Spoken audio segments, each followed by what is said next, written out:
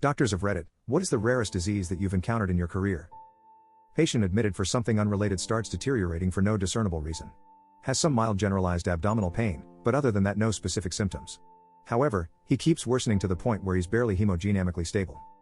On the abdominal contrast CT, there's fluid everywhere. Organs pushed against the abdominal wall. Just one enormous gray puddle from the top of his pelvis to his diaphragm. And then, at some point, there's a scribble of white pretty much smack dab in the middle of it all, in this context, signifying active bleeding. It was shaped like the world's smallest firework pop, and it was nowhere close any major vessel. Everyone was dumbfounded for a hot minute. It turned out to be a traumatic rupture of the cystic artery. No surgeon in the building had ever seen one. Dude underwent embolization and made it out completely unscathed. Next story. Dermatologist here. Some fun ones. Chromhidrosis, where sweat comes out in different colors.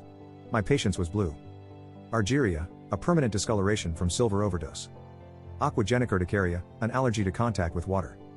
Objective tinnitus, I could lean close to the patient's ear and hear a ringing noise coming out. Central deafness, patient had an anoxic brain injury and was essentially deaf even though there was nothing wrong with his ears. Edit, I went to bed and this blew up. Thanks for the awards. To answer some of the questions below, the objective tinnitus was following in-ear surgery. The patient's middle ear muscles were twitching constantly, causing a ringing sound, and her eardrum was acting like a speaker so we could hear it outside her head. This does not happen often and I will probably never see it again. I don't know what ended up happening with her, but I think the ENT did some revision to try to fix it. This is very different than subjective tinnitus, the normal kind where the ringing is only heard in your head. That is caused by a lot of different things, but we generally don't know why it happens and don't have a lot of great ways to fix it. The central deafness happened when oxygen deprivation damages the auditory areas of the patient's brain. He could not hear anything, could not understand speech, relied on writing and lip reading to communicate. Interestingly, he also had some noticeable trouble with his speech. He had what we call deaf speech. That is the particular type of articulation errors we see in patients who are deaf. Even though he was an adult when this happened. He also had a lot of memory problems. After several years of rehab and treatment, he regained a fair amount of hearing ability. Next story. Pseudocyesis or hysterical pregnancy, in a woman who was an inmate in the psych wing of a prison I rotated through. She thought she was pregnant with Jesus's triplets and had grown a massive pregnant-looking belly, was producing milk, etc. Next story. Gorham's disease, aka vanishing skull syndrome. A softball-size area of my patient's skull disappeared and left behind a soft spot. She ended up with a plastic plate to protect her brain. Crazy disease. Edit, I changed brains to brain. I use the plural in jest as brains can be used when referring to dissected brain tissue. Next story. Fibrodysplasia ossificans progressiva, FOP. A disease that calcifies soft tissue and turns it into bone. When I was a medical student, our group's cadaver had this disease. During dissections we sometimes would get poked by spiky pieces of bone in random areas of her body. Also had a spine that resembled a small turtle shell. Next story. I diagnosed a patient with cancer of the parotid gland. It has an incidence of less than 1%. It went something like this. He came to me because he was having right jaw pain. I assessed him and nothing was really out of the ordinary. I thought he was having some TMJ because he had been dealing with some stress and he did have pain at the TM joint. A week later he came back with a Bell's palsy, which is a temporary paralysis of one side of the face. This can be caused by inflammation or a viral infection. So I asked the appropriate questions and he had some upper respiratory symptoms the week before. But something was off. So I palpated his jaw again and moved more medially towards his cheek. And he said it was painful midway on his cheek. Where his parotid gland was. There was something there. Not a discernible mass, but something was off. That's when I ordered a CT scan. And it was confirmed. I got him to a head/neck specialist along with getting him to a cancer specialist. He's currently 2 years out and although he's missing some of his face due to surgery, he's doing surprisingly well. And his spirits are great. Wow, I did not expect this much traction and interaction. I'm doing my best to respond to comments, but I've been on mobile and it's been tough. So if I didn't respond to your comment, I really do apologize. It wasn't intentional and I don't want anyone to feel slighted or bad. Thanks again for the amazing conversation and the incredibly kind words. Hope each and every one of you are in good health and spirits. E2, this has been one hell of an evening.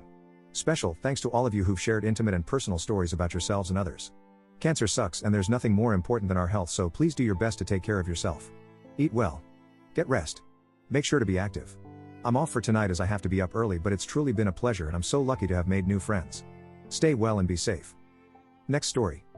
We had a patient once, a young girl, who was so sick that it broke our data analysis pipeline. When the code ingested a genome sequencing sample, it attempted to detect the chromosomal sex of the patient. It was using two metrics. The sample was considered female if it, 1, lacked Y chromosome, and, 2, was heterozygous on X chromosome, implying there were 2 copies of it. Otherwise the sample was considered male. This one sample registered as female on metric 1, no Y chromosome, but male on metric 2, very little heterozygosity on X chromosome. which was not anticipated and resulted in our pipeline crashing. Upon investigation, it turned out that the parents of that poor girl were brother and sister to each other. As a result, she had very little genetic variation throughout her genome, not just X chromosome, and was consequently very sick, with a plethora of diseases typical for consanguineous births. Next story. Walking corpse syndrome, Qatar delusion. 17 years in mental health and I've seen it once. The belief that some or all of you is dead. The guy was so certain he was dead he believed he was a zombie. Next story. Harlequin ichthyosis. In med school there was a baby born with this. Basically their skin scales up and peels, removing that very important barrier, so kids born with this don't live long.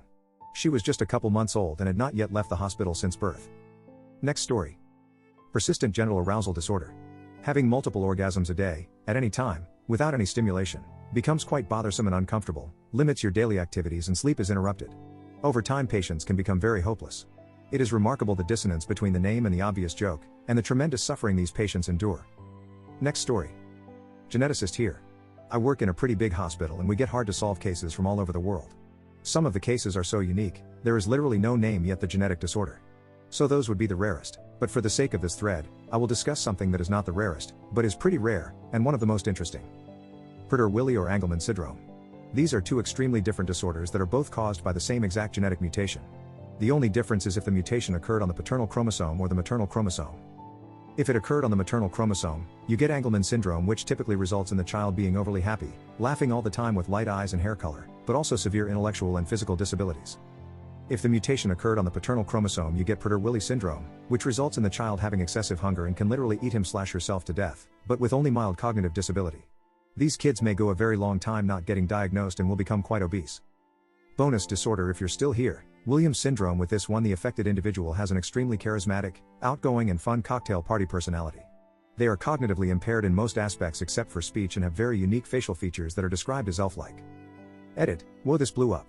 So happy to see people interested. Given the amount of discussion this has generated, I want to clarify that terms like cocktail party personality and elfin were once typical descriptors geneticists used but are now steering clear of due to negative perceptions. Same goes for happy puppet syndrome. Thanks everyone for such an awesome discussion.